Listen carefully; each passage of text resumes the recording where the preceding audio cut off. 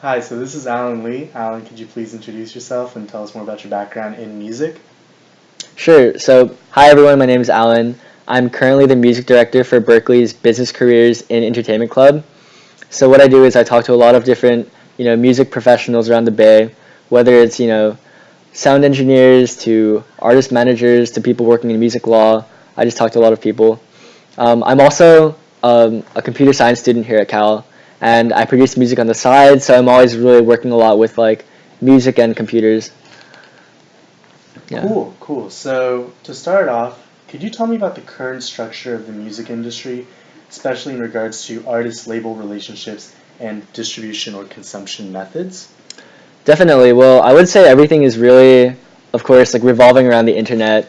I mean, this has been a thing we've seen, since the internet came out, but recently it's been like streaming sites like from Spotify, Pandora, YouTube to SoundCloud, it's just made it's made it a lot easier to disseminate music and produce it. Like any other kid from their like bedroom can just make something and put it up on, on the web. And if people like it, whether it's, your friends or some really big, record label, they can just pick you up really easily. So in a sense, it's, it's not only easier to get your name out there, but also like there are just so many more people out there that you have to really find a way to make your voice unique, I would say.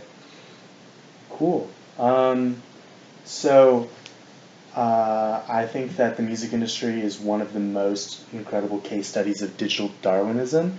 How has, in your opinion, digital technology and the internet changed music as an industry and as an art form? Interesting. Well, definitely, I think when you bring like the internet into the equation, like what really matters is like whether you can keep up with that fast-paced, environment. So I guess that's where like the Darwinism comes from.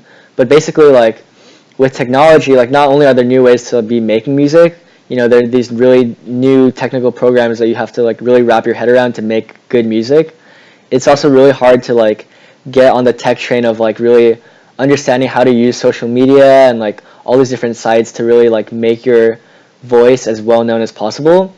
So I think if you really need to succeed now, like you really have to be on top of both that like technological aspect in both making music and like spreading it too.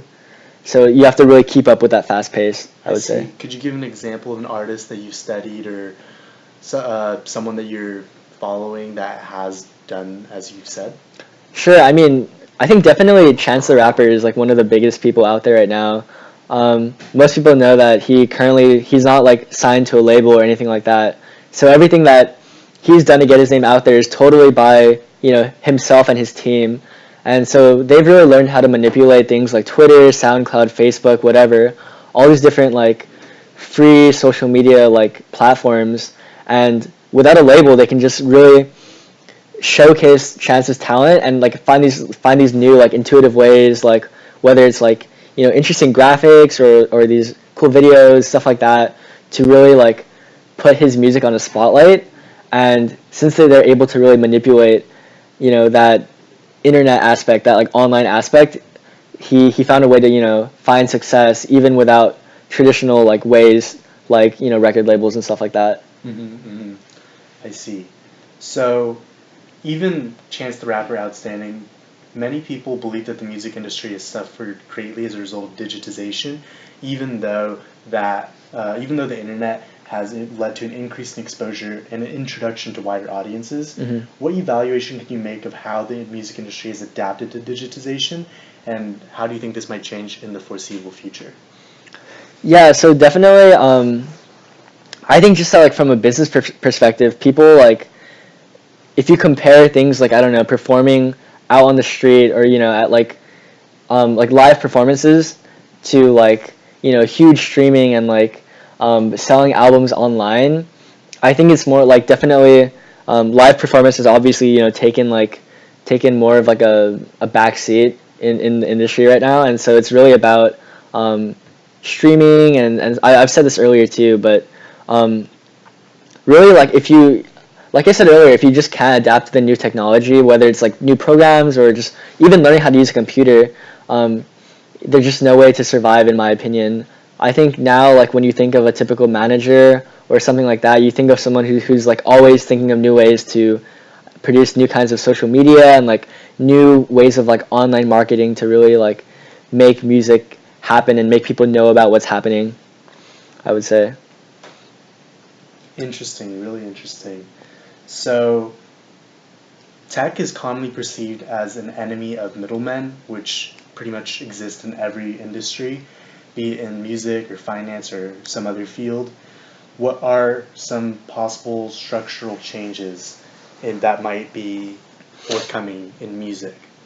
Yeah, well, I mean, that makes me think of a little story like when I was growing up. I mean, back then, like in like elementary to middle school, I remember people would like they'd be using things illegal streaming sites like LimeWire to illegally download music and like Mm-hmm. pirate everything, you know. But in a way, I would say streaming now kind of it has a similar effect, but it's more like well monetized and like kept track of. But still, I would say like um, streaming doesn't like on its own. I don't think it makes as much money as something like buying albums off of iTunes like people used to do would.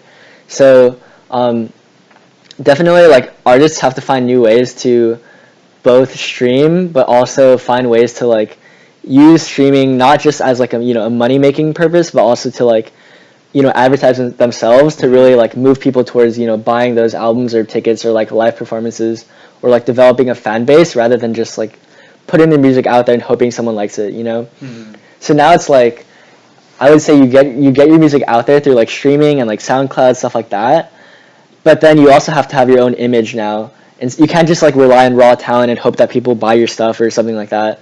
You have to also like really like have that added image or purpose, whatever. You have to make your music special, like besides like that, from the musical aspect. You kind of really have to be a figure to really make it big, I would I say. see.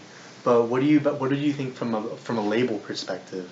So that was kind of more from the artist perspective and what an artist kind of has to do in order to establish himself in today's music industry. But from a label perspective, do you think that music labels are just going to go by the wayside? Do you think that more artists will gravitate towards like the Chance the Rapper style of doing things? Just any thoughts you might have? Well, I think the problem for artists like are the same for labels as well. It's just that like pretty much I would say the label is like the team that pretty much does everything for the artist. So instead of like an artist on his own having to make some kind of not only make cool music and find ways to really manipulate social media, um, that becomes more of the label's job, and they have to find ways to always be talking to people and looking for new talent. And like I said earlier, since there's just such increased volume in like different in new upcoming artists, labels do have a lot more. They have a bigger pool to choose from, but they also have to consider things like, will this new person be able to put out stuff like often? Do they have some kind of image that will like work in today's current pop culture? Stuff like that. So I think it's definitely they have to think a lot more about not only the tech side as in like how they look on the web, but also like how that functions like as their place in society too. I see. Okay, Yeah. that's a pretty intriguing take on it. I hadn't thought about it that before. Do you think, well, how might artists innovate with new methods available to them now, like streaming only albums? So you mentioned how people like 10 years back used LimeWire and other illegal things to sort of copy and stream digital music for free. But now, with the rise of Spotify, especially, legal methods have emerged, and those actually have been pretty successful. Spotify is like looking to file its IPO soon. Yeah, yeah. Do you think? How do you think artists are going to continue to innovate with new methods? Sure. I mean, I think with like Spotify, whatever, like these sites and stuff, they also have a lot of different ways to like advertise too. And social media isn't just like obviously in terms of music. So I think of things like people like Tyler the Creator, Mm-hmm. so he really separates himself from other rappers because not only is he an artist, like a music artist, he also has his own like brand of like clothing and stuff like that. Mm-hmm. And he has a very big social media presence. He's like on Instagram and stuff. He's kind of like the weird kid that no one really understands.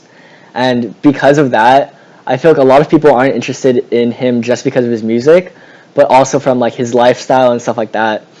So the fact that he has that upper hand, like on sites like Spotify, Instagram, like whatever, where you can not only feature their music but also like who they are as a person. I think if you can have that upper hand in like being a very intriguing person and having all these different like traits and like these weird quirks or whatever, there's like a new way of like presenting yourself on top of your music, I think. Hadn't thought of that. That's a pretty good one. Yeah. Then do you think that musicians will go beyond doing just music and instead selling lifestyles or selling like a persona? Yeah, definitely. Like a full brand instead of just the art that they create. Exactly, yeah. I really would say so. Like not only because like I think definitely like strictly from a business standpoint, you're not making money as much money off of like strictly people buying your songs and stuff like that. So what people rely on is like, selling the brand, selling the image. So whether it's like merch, like all those like band shirts you see people selling and like wearing around, that's like a new kind of thing that people really have to monetize on like more now than ever, So it's like you can't just make money alone on like talent and the songs, but really like if you have to have concrete stuff to sell as well, whether it's like merch or like increased tickets. So if you really like have that lifestyle around an artist developed, you can like find a lot more different ways to make money off of that. So do you think that Tyler the Creator putting videos on YouTube of him like just playing video games and stuff like that, doing commentary, do you think that adds to his brand as a musician? Definitely, yeah. Like just like having your name out there and like doing stuff, like if you have like, if you have a YouTube channel as a musician and you have like 5 new subscribers, that's like already like new fans, like new ways to make money, and so that's like a way of like almost like compensating, for those lost like songs or like those bought albums, you make up for that by having this image and like getting subscribers, getting like a solid following and stuff like that, instead of like what it used to be before. That's interesting. I wrote about something similar in my write-up already, my initial write-up, but Yeah. I just wanted to ask about that because I don't know too much about Tyler the Creator, but I did watch a video once where he wrote a song about the show Rick and Morty. Yeah. He played over a video of him playing like Call of Duty or something like that. Yeah, he'll do stuff like that, or he'll like they're like random videos of him like on a half pipe, like a skater half pipe on like a inflatable zebra. I mean, just the idea, the fact that you can say that is like I gotta crazy. check that out then. Yeah, I don't know. Right after this interview. Yeah. Inflatable zebras and half pipes. Exactly. Okay, so I currently think that music will change in regards to the industry, but also in regards to the format it's presented and created. Can you tell me a little bit about how music has changed since its origin and where you see it going? I know you mentioned that like live performance ticket sales are not as big as you think they once were, but can you tell me more about the evolution of music?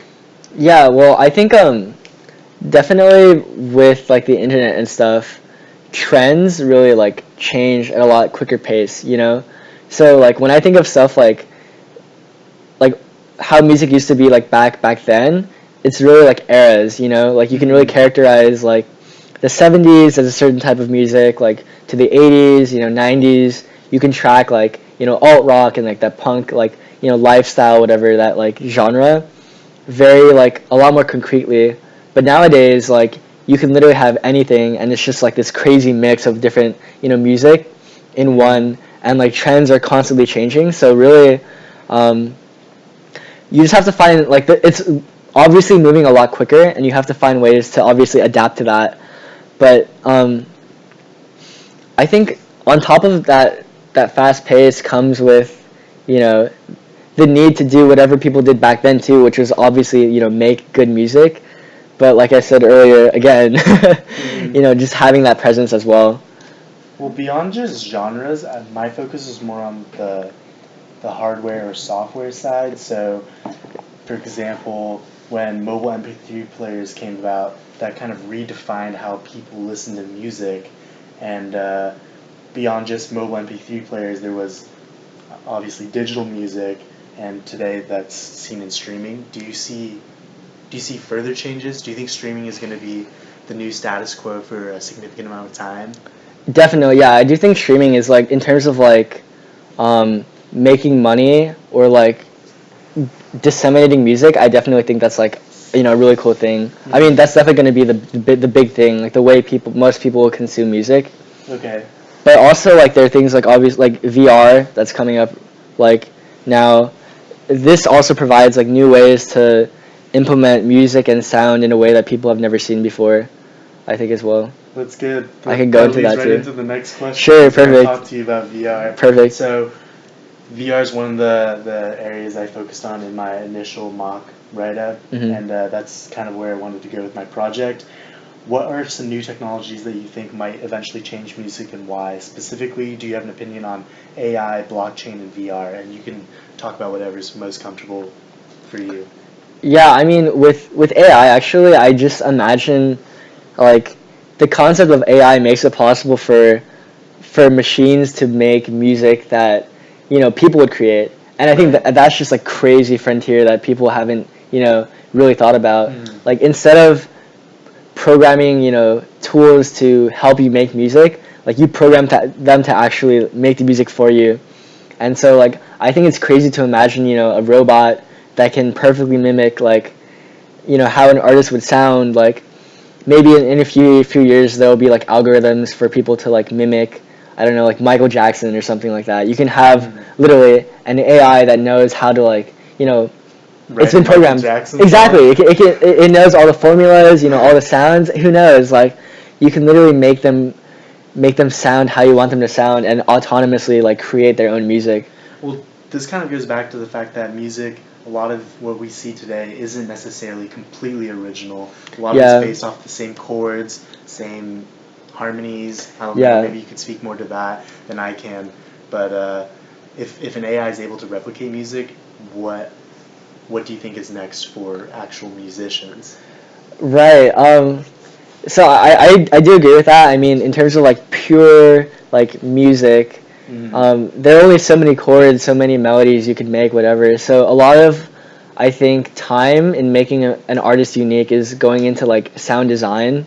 With new programs and technology, there are just crazy ways to distort your sounds or make different music that people just haven't heard before, like crazy sounds and like blurring and noise and all this different manipulation of sound is like another world that hasn't been explored yet. So I think technology has opened that door for people to make those new sounding things and just really bring stuff onto the table that people have not seen before.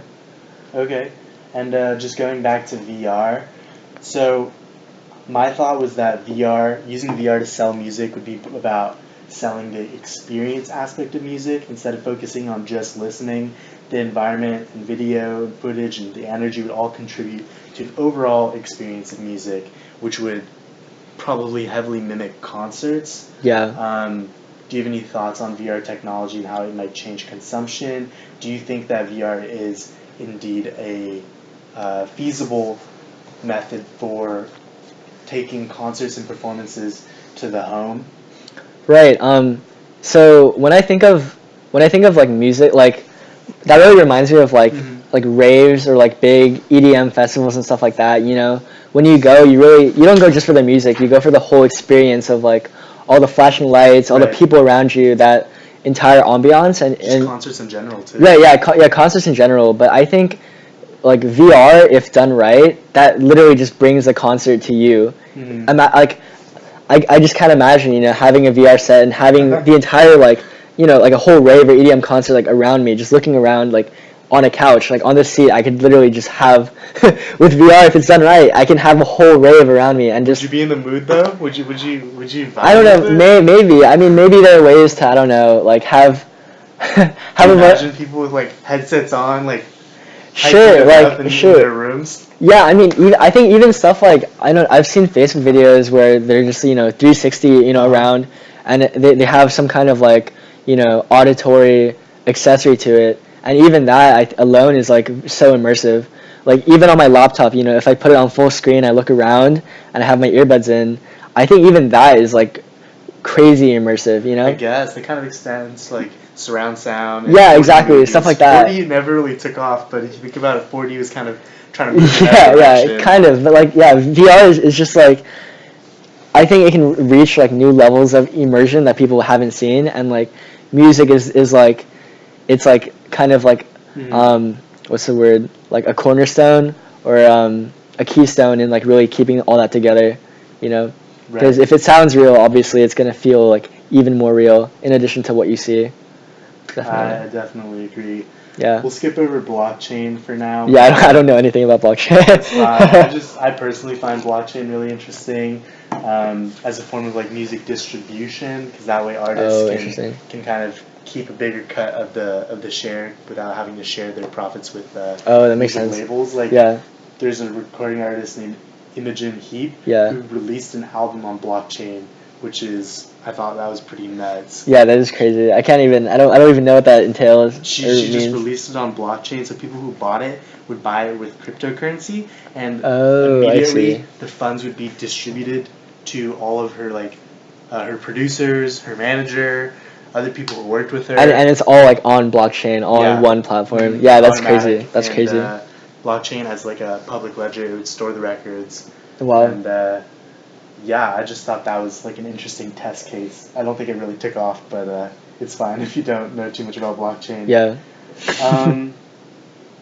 I guess one of my last questions is how must artists, like producers, songwriters, or singers, or others, how must they look to innovate in order to increase their chances of success today? Yeah, I would definitely say like it's a little bit sad, but I definitely think it's leaning more towards like your image and how you look, how you market yourself, and how you're able to manipulate social media technology and all that stuff.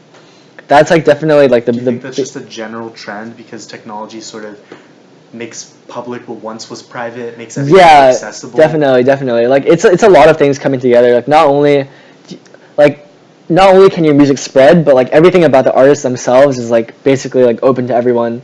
You know, so there's like a new people are always just fiending for like new like ways to get stimulated, and like I think music alone for an artist like isn't enough anymore. So they have to find ways to market themselves. Like I wish it were more like, you know, people have to find new ways to make cool sounds or make different music and stuff like that. But I definitely think that's like only a fraction of it compared to how you market yourself. So you For think sure. more marketing than technology? Yeah, definitely. But it's more like using technology as a means to market. Things like I mean like hardware things like VR and stuff like that. I think they only play like a small part in it. You know, because at the end of the day, like if you can't get your name to like match, you know, those huge, you know, volumes of people like trying to like you know consume the artist and the music, you just can't keep up. You know. Interesting. Yeah. I kind of have a different opinion on this, but it mostly stems from this one quote I saw where this one author said, "The future always seems to take a 90-degree angle from what we predicted it to do, and that the kind of root cause of that would be technology. So, from what we see now, we might expect music industry to sort of change in certain ways, but if a truly revolutionary technology came about, then that would completely alter the spectrum that we see." Interesting. Yeah, I totally I can imagine that happening, but off the top of my head, I can't think of anything that would do that. You know. That's fair, yeah. Like, but I don't doubt that that's a thing. I mean, I think, but that's more of like like our world thing rather than like how the music industry is. You know, like there's just so much stuff available now that like within days people can be completely shocked and see things that they've never seen before.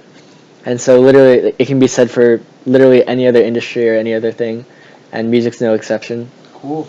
Yeah. So I guess my last question would be, what are your career interests in music? What kind of, where do you see yourself going with this interest of yours? Sure. Well, I mean, ideally, it'd be cool to somehow, you know, get my, I don't know, my artist career off the ground, but that's gonna take a while. Using But SoundCloud?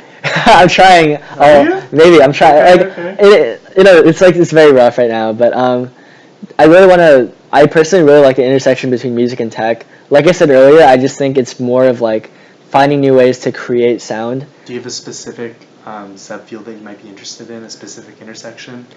You mean in terms of like genres or like careers music and or? tech. Like, Yeah. so you study computer science and music.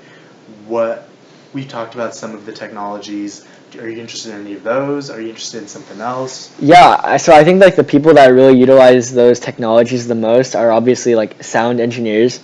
So that they're the ones like working directly like with how sound is processed and like manipulated and stuff like that. And so I think if you can like really master that technology and you know how to like craft sounds to your liking and how other people like it, you almost like it's almost like providing the tools to other artists to use, and that's like a totally different like method of profit. People don't really think about that, I feel, but if you can, I didn't think about that. yeah, like some people get paid literally to make new innovative sounds, and like I can't even imagine saying like I made this cool synthesizer, this cool random noise, and then like every person that uses it in their song like pays me X amount of dollars and stuff like that.